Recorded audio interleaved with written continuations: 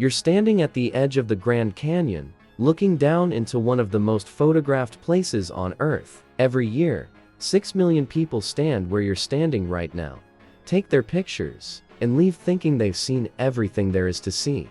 But what if I told you that carved into those ancient walls are chambers that aren't supposed to exist? Symbols that don't match any known language, rooms that hum with the frequency that makes recording equipment malfunction, and an entire cave system that was documented by the Smithsonian Institution in 1909 and then completely erased from existence. I'm talking about physical evidence that was cataloged, reported in newspapers, and then vanished as if it never happened. We're diving into 6 discoveries from the Grand Canyon that experts still can't explain, and I'm warning you right now, once you hear these, you'll never look at America's most famous landmark the same way again. Let's start with the big one because this is where the entire mystery begins. April 5th, 1909. The Arizona Gazette runs a front-page story with a headline that should have changed archaeology forever.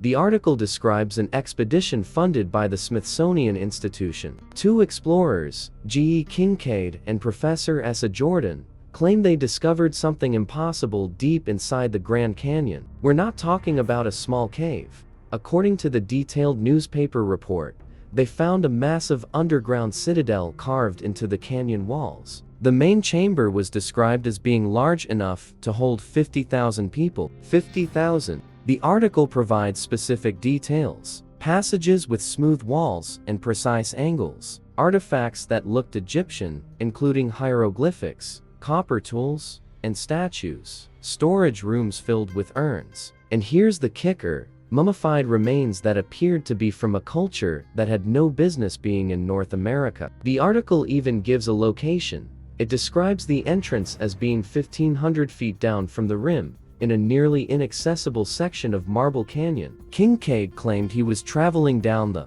Colorado River when he spotted the entrance from his boat. He said it took significant climbing to reach it, but once inside, he found this massive complex of tunnels and chambers extending back into the rock for over a mile.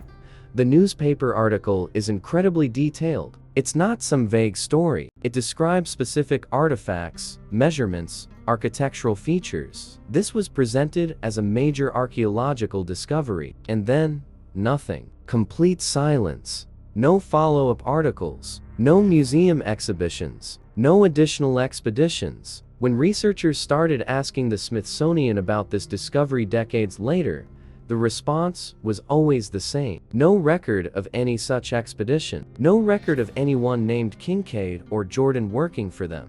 No artifacts matching this description. But here's what nobody can explain. The newspaper article exists. You can find it in archived records right now. It was published in a legitimate newspaper with editors and fact-checkers. If it was completely fabricated, why? What would a newspaper gain from inventing such an elaborate archaeological hoax? And if it was real, where did everything go? The artifacts, the documentation, the location records, all of it just disappeared.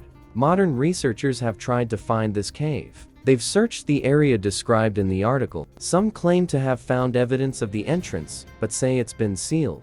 Others say the coordinates don't match anything accessible. The mystery of what became known as the Smithsonian Cave remains one of the Grand Canyon's biggest enigmas. Did someone find evidence of an ancient civilization that contradicted established history and decide to bury it? Or is there another explanation we haven't considered? But that's just the beginning. Let's talk about something that multiple people have experienced, but nobody can scientifically explain: the humming rooms. Cave explorers in the Grand Canyon have reported finding chambers deep in the rock that emit a low-frequency hum. Not all the time. The sound seems to come and go, but when it's present, it's undeniable. One experienced caver, a man named Robert Chen, who's been exploring southwestern caves for over 30 years, described his experience in a permit-only section of the canyon. He was part of an authorized geological survey team in 2011. They were mapping a previously unexplored cave system about 800 feet below the south rim. Chen described entering a chamber roughly 40 feet wide and 20 feet high. Natural limestone formation. Nothing unusual about the structure itself. But as soon as the team entered, they all heard it. A low hum, almost below the range of hearing, but you could feel it in your chest. Chen said it was like standing near a massive generator, that physical vibration you feel more than hear. They tried to record it, multiple devices, professional audio equipment. But here's the bizarre part. When they played back the recordings later, there was nothing. Complete silence. The equipment was working fine. It recorded their voices, their footsteps, everything else, but not the hum. They spent over an hour in that chamber and the sound never stopped. But they have zero audio evidence it ever existed. Chen's team reported the phenomenon in their official survey documentation. The Park Service has the report on file, but when a follow-up team tried to investigate 6 months later, they couldn't find the chamber. Same cave system, same coordinates, but the specific chamber Chen described wasn't there. Now, caves can be dangerous. Rock falls happen. It's possible the chamber collapsed or was sealed by natural processes. But what about the hum? Chen wasn't the only one. There are at least a dozen documented reports from different cave explorers in different parts of the canyon, all describing the same thing. A low-frequency hum that can be felt but not recorded, coming from deep chambers in the rock. Geologists have proposed theories. Maybe it's wind moving through narrow passages, creating infrasound.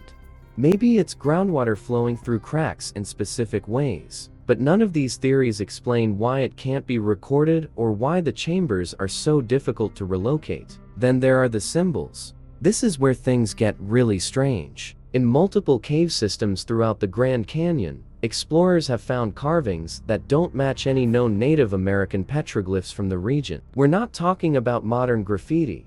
These are deep carvings, clearly ancient based on weathering and mineral deposits. But the symbols themselves are unlike anything cataloged in southwestern archaeology. One set of carvings was found in 1987 by a Park Service ranger doing a routine survey. The location is restricted, so I can't give you specifics, but the ranger documented and photographed a series of symbols carved into a smooth section of cave wall. The symbols were geometric, precise circles, triangles, and spiral patterns arranged in what appeared to be deliberate sequences. They were carved deep, at least a quarter inch into solid rock. That takes significant time and effort. You don't casually carve symbols that deep. The ranger sent the photographs to multiple archaeologists and linguistic experts. None of them could identify the symbol system. It didn't match Hopi, Navajo, Pueblo, or any other indigenous culture from the region. It didn't match any known ancient writing system from anywhere. The symbols were photographed, documented, and filed away. When researchers tried to revisit the site for further study in the late 90s, access was denied. The official reason given was concerns about disturbing a potentially sensitive archaeological site. That would make sense, except for one thing. If it's such an important archaeological site, why hasn't it been studied? Why hasn't a formal excavation and documentation been conducted? The photographs exist in archives. The symbols are real, but the site remains off limits and unexplained. Here's something that'll make your skin crawl. Multiple hikers and backpackers who've camped in remote sections of the Grand Canyon have reported the same strange experience. They wake up in the middle of the night to a deep humming sound that seems to come from the ground itself. Not from a specific direction, from below them, from the earth. One backpacker, a woman named Jennifer Walters, described her experience in detail on a hiking forum in 2014. She and 3 friends were on a multi-day backcountry trek, camping in a permitted site near Phantom Ranch. Around 2 in the morning, she woke up to what she described as a vibration. She said it was like the entire canyon was humming, a frequency so low it was almost below hearing, but strong enough that she could feel it through her sleeping bag. She woke her friends. All 4 of them heard and felt it. They described it as pulsing. It would get stronger and then fade, then get stronger again. This went on for about 20 minutes before stopping completely. They reported it to rangers the next day. The ranger told them, off the record, that they get reports like that fairly regularly. People camping in certain areas of the canyon wake up to this unexplained humming, but there's no official explanation. No geological surveys have identified a source. Seismic monitoring hasn't detected anything unusual, yet the reports keep coming, always at night, always described the same way. A deep hum coming from below, lasting 10 to 30 minutes, then stopping. Now, let me tell you about something that connects to local indigenous knowledge. The Navajo people have lived in and around the Grand Canyon for centuries. They have oral traditions about the canyon that most tourists never hear. One of these traditions speaks of a place they call the room where sound dies. According to the stories, there's a chamber deep in the canyon where sound doesn't behave normally. If you speak or shout in this chamber, your voice is absorbed. No echo, no reverberation, just silence. The Navajo considered this place sacred and also dangerous. The stories say that people who spent too long in the room where sound dies would become disoriented, lose track of time, and sometimes lose their ability to hear properly for days afterward. For a long time, this was dismissed as just a legend. But then, in 2006, an acoustic researcher named Dr. Patricia Huang was studying sound properties in various Grand Canyon caves. She was documenting echo patterns and reverberation for a study on natural acoustics. In one particular chamber, she found something that stunned her. The chamber had almost zero reverberation. Sound waves were being absorbed rather than reflected. She tested it multiple ways: clapping, speaking, using calibrated audio equipment. The chamber swallowed sound in a way that shouldn't be possible naturally. Dr. Huang wrote in her research notes that standing in the center of this chamber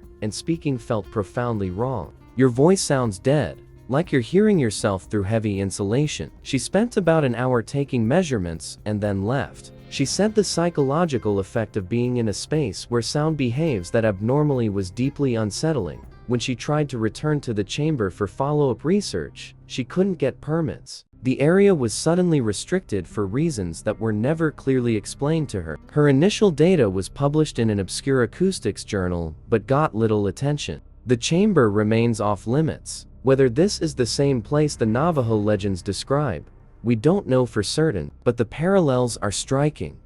A chamber where sound is absorbed, where spending time causes disorientation and potentially hearing problems. The Navajo knew about this place long before any scientific instruments confirmed its existence. How? What else did they know about the canyon that we're only beginning to rediscover? Let me tell you about the crystals, because this one is documented but rarely discussed. In 1993, a geological survey team was conducting mineral sampling in a restricted section of the canyon. They found a chamber containing crystal formations unlike anything they'd seen before. Not just unusual in appearance, but unusual in composition. The crystals were analyzed and found to contain trace elements that don't occur naturally in that type of geological formation. The specific composition suggested these crystals formed under conditions that shouldn't exist at that depth and temperature. One researcher described them as being in the wrong place, like finding tropical fish in an Arctic lake.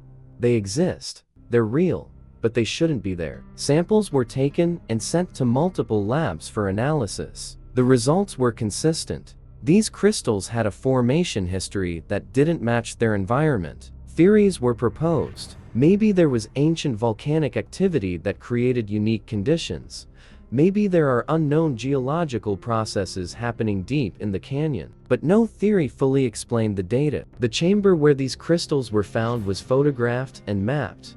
But like so many other discoveries in the Grand Canyon, it became restricted. Follow-up expeditions were not approved. The samples exist in storage at various universities, but active research on them stopped in the late 90s. Why? If these crystals represent a new geological process or unknown mineralogical phenomenon, wouldn't that be worth studying? Yet the research went dark. Here's the pattern you're probably noticing: discovery, documentation, restriction, silence. Over and over, things are found in the Grand Canyon that don't fit our understanding. They're real, they're documented, and then access is restricted and research stops. You could argue this is just bureaucratic protection of sensitive sites. National parks have to balance scientific research with preservation. That's fair, but it's the consistency of it that raises questions. Why do so many of these restricted sites involve discoveries that challenge conventional understanding? Why are researchers who find these things often denied permits to return? Why do photographs and samples exist in archives but remain unstudied? Let's talk about one more thing: the unmarked coordinates. If you compare historical topographical maps of the Grand Canyon with current ones, you'll find something interesting. There are cave entrances marked on maps from the 1950s and 60s that don't appear on modern maps. We're not talking about small discrepancies. These are documented cave systems, some quite extensive, that were surveyed and mapped, but are now absent from official cartography. Why would cave systems be removed from maps? The usual explanation is updated surveying techniques and corrections. Old maps had errors. Modern maps are more accurate. That makes sense for minor adjustments, but it doesn't explain substantial cave systems completely disappearing from the record. Some researchers have taken old maps and tried to locate these missing caves using the historical coordinates. Sometimes they find nothing, suggesting maybe the old maps were wrong. But sometimes they find something interesting: evidence of cave entrances that have been deliberately sealed. We're talking about professional rockwork, not natural cave-ins. Carefully placed stones and concrete blocking entrances that old maps say should be there. Who sealed these caves? When? And most importantly, why? The Park Service doesn't comment on specific closures, citing safety concerns or archaeological preservation. But sealing a cave entrance with concrete goes beyond simply restricting access. It's permanent erasure. So here we are. 6 shocking things found in the Grand Canyon. A massive underground citadel reported in detail then erased from history.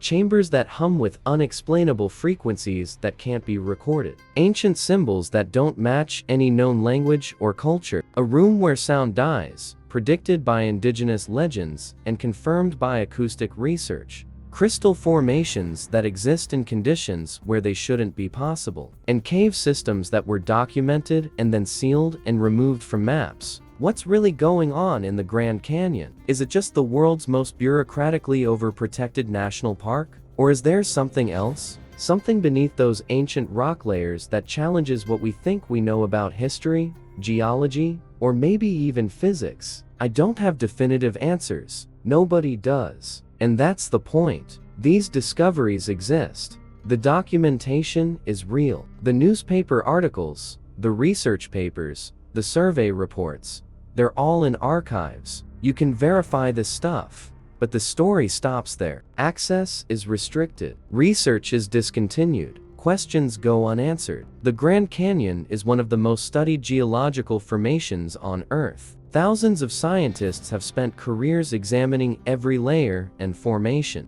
Yet these mysteries persist. These unexplained discoveries sit in the shadows of one of America's most visited places. 6 million people a year stand at that edge, look down into those depths, and have no idea what's really down there. They don't know about the chambers that hum, the symbols that can't be translated, the caves that were erased, the sound that gets swallowed, the crystals that shouldn't exist, and the massive complex of tunnels that a newspaper described in detail over a century ago before it vanished from history. Next time you visit the Grand Canyon, remember that what you can see from the rim is just the surface.